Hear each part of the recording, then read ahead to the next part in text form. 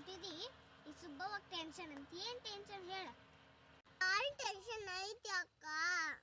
ಅಯ್ಯ ಸುಬ್ಬಿ, ಏನದು ಟೆನ್ಷನ್ ಹೇಳ ನೋಡೋಣ.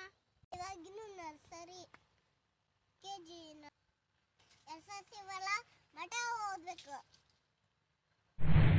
ಆಮೇಲೆ PUC ಡಿಗ್ರಿ ಎಲ್ಲ ಓದ್ಬೇಕಪ್ಪ. ಯವ್ವ ನೀನು ನನಗೂ ಟೆನ್ಷನ್ ಆತಲ್ಲ ಯಪ್ಪ.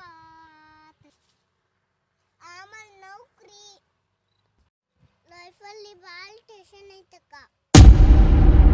ಕರೆಕ್ಟ್ ಐತಿ. ಟೆನ್ಷನ್ ಅಂದ್ರೆ ಭಾಳ ಲೈಫಲ್ಲಿ.